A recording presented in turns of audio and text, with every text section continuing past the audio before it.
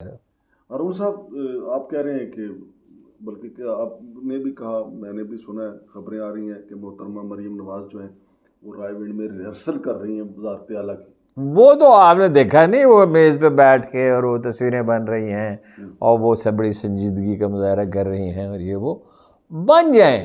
وہ تاریخ میں نہیں، لیکن بہت سارے ایسے لوگ رہے ہیں حکمران جن کی صلاحیت نہیں تھی، نرم اگر الفاظ استعمال کیجئے، لیکن وہ ان کا کوئی انتظامی تجربہ تو نہیں ہے. لیکن علیم خان صاحب اور جہانگیر ترین صاحب وہ کہیں گے یار اسی بندے ٹھونا واسطے ہی ہیں بس.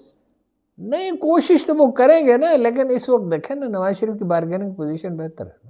ان سے بہتر ہے. ان سے بہتر ہے. وہ تو پارٹی بنی نہیں نا، ان کو کچھ الیکٹیبلز وہ بھی اسٹیبلشمنٹ کی سپورٹ سے کچھ الیکٹیبلز، کچھ ان کے جہانگیر ترین صاحب ذاتی طور پہ لوگوں کو بلائج کرتے ہیں، لوگوں کا کام کاج کرتے ہیں، پیسے فراوانی سے خرچ کرتے ہیں، ذاتی مراسم اچھے رکھتے ہیں. ہاں جی. ارون صاحب مجھے یہ بتائیے گا کہ یہ جو بازو مروڑا الیکشن ہے، جن کو آپ ڈنگوسڑا الیکشن بھی کہتے ہیں، ڈکوسلا الیکشن جن کو آپ کہتے ہیں، نوٹنکی بھی آپ کہتے ہیں، ان کو آئی ایم ایف مانے گا؟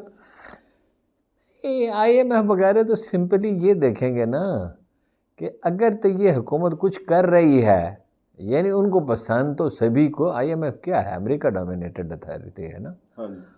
تو باقی اگرچہ اس کے 100 سے زیادہ ممبر ہیں، 150 سے زیادہ، لیکن وہ تو اگر تو کچھ یہ کر لیں، مثلا میریکل ہو جائے، ٹھیک ہے نا، مثلا زراعت میں 20% ترقی ہو جائے، فرض کیجئے، الگ ہو نہیں سکتی، 6-7% تو پاسبل ہے. ہماری تاریخ میں کئی ایسے سال ہیں 6-7% ہوئی ہے. ٹیکسٹائل انڈسٹری بہت کام کرنے لگے، وہ انویسٹمنٹ آ جائے، جو کہا گیا ہے، ایک صاحب نے دعویٰ کیا 70-75 بلین ڈالر کی آ جائے گی، کچھ چیزیں ہو جائیں، لگتا نہیں، لیکن فرض کیجئے ہو جائے تو کچھ عرصہ نکال لیں گے.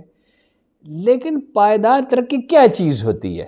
جیسے یہ مکان ہے جس میں ہم بیٹھے ہوئے ہیں، تو اس میں سب سے پہلا کام ہم نے کیا کیا، جو سبھی کرتے ہیں، بھائی اس کی مٹی کا معائنہ کراؤ، انجینئر کو بلاؤ، اس میں سریہ کتنا ڈالنا ہے، اس کی بنیادوں میں کتنی قوت ہونی چاہیے کہ ضرورت پڑے تو اسے بیسمنٹ بنانی ہے، تیسری منزل بنائی جا سکے. ہاں جی. تو بنیادیں کمزور ہیں نا. دیکھیں قرآن مجید نے کیا کہا ہے اس کے بارے میں، وہ بار بار میں دہراتا رہتا ہوں اور دہرانا چاہیے. جو چیز زندہ تباہ ہوتی ہے وہ دلیل سے تباہ ہوتی ہے، جو چیز باقی رہتی ہے وہ دلیل سے. ارون صاحب، شیخ رشید صاحب اور فواد چودھری صاحب، انہوں نے عصر کے وقت پانی پیا، لیکن بس وہ یہ اصل میں جو آغا شورش کشمیری کا ایک فکرہ ہے جو لوگ کبھی کبھی مجھ سے منسوب کرتا ہے، میرے نہیں، میں ہمیشہ تردید کرتا رہتا ہوں. بزدل کا سفینہ کنارے پر ڈوبتا ہے. بالکل. اب دیکھیں صوبتیں اتنی ہی برداشت کر رہے ہیں، اور دیکھیں اب نیا جو مقدمہ بنا ہے شیخ رشید کے خلاف، وعدہ معاف گواہ ہے، وہی عمران خان کے خلاف بھی وہی ہیں، لیکن وہ ادھر سے بھی گئے اور ادھر سے بھی، گیٹ نمبر 4 سے بھی گئے اور عمران خان سے بھی گئے. شیخ رشید کی ساری سیاست جلد سازی میں مبنی تھی، نمبر 1. نمبر 2، اگرچہ وہ اپنے حلقے کی کانسٹیچوئنسی میں ترقیاتی کاموں کے لیے تو کوشش بہت کرتا تھا، انرجی بڑی ہے، لیکن تھی تو اپنی ذات کے لیے نا، اللہ کی مخلوق کے لیے تھی. مطلب دونوں طرف کھیلتے تھے. مطلب کچھ بھی نہیں نا، کوئی اصولی تو ایک بازاری آدمی. سر فواد چودھری کا کوئی مستقبل ہے پی ٹی آئی میں؟ کیونکہ وہ تو دوبارہ پی ٹی آئی میں نہیں، اسے کہیں بھی کوئی مستقبل نہیں. فواد چودھری صاحب میں 2 پرابلمس ہیں. ویری انٹیلیجنٹ پرسن، کام بہت کر سکتے ہیں، اور انہوں نے سائنس کی منسٹری کو بڑا اچھا چلایا، اور اگر وہ وہاں 2-4 سال رہتے تو اور بھی کام کرتے. لیکن ایک تو ان میں انتقامی جذبہ بہت ہے. 2 اخبار کو تھپڑ مارا، کبھی کسی وزیر اطلاعات نے بھی تھپڑ مارا، کسی نے بھی، کوئی پولیٹیشین کسی اخبار میں کو تھپڑ مارتا ہے.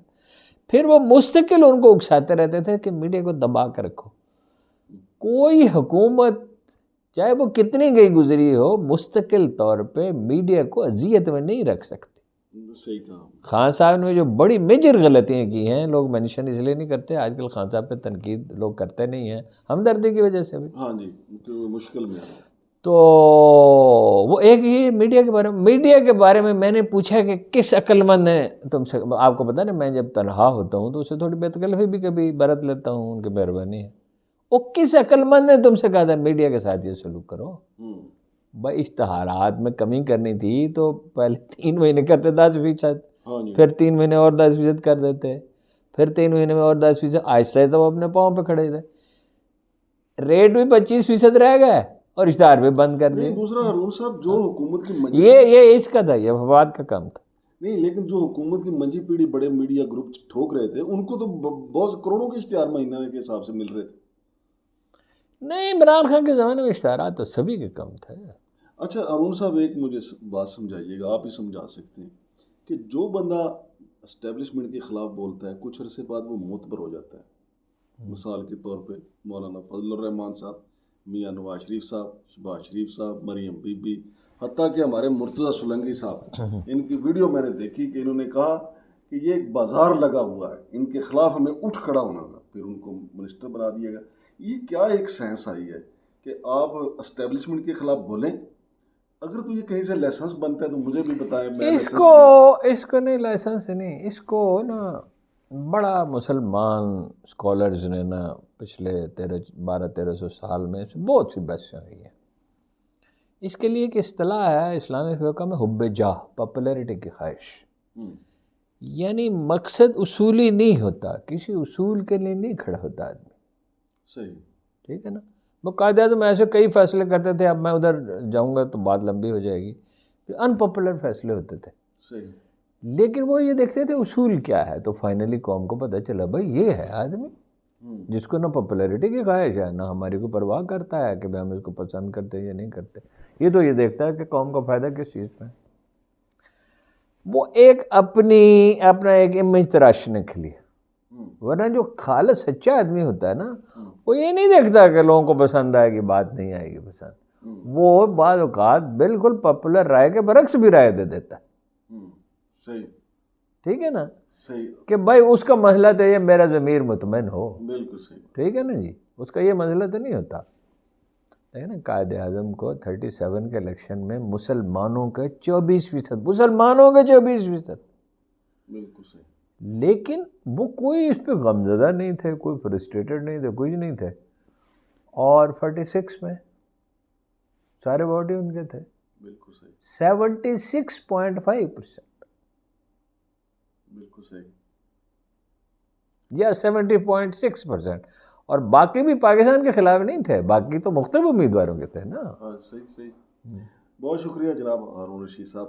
ناظرین، بڑے بھائی ہیں ہمارے، بہت سینئر ہیں مجھ سے، میں نے تو یقین مانے صحافت جو ہے ان کے ہاتھوں میں سے سیکھی ہے۔ ہارون رشید صاحب کے ساتھ ہم نشست رکھیں گے انشاءاللہ العزیز، تاکہ آپ کو تازہ ترین جو ہے صورتحال بتاتے رہیں، اور ویسے بھی ہارون رشید صاحب کا اور ہمارا جو ہے وہ سوچ ایک ہے، اور ہم پاکستان کی ترقی چاہتے ہیں، اور اللہ کرے کہ پاکستان ترقی کرے۔ لیکن اگلی نشست تک کے لیے اجازت دیجیے، اللہ حافظ۔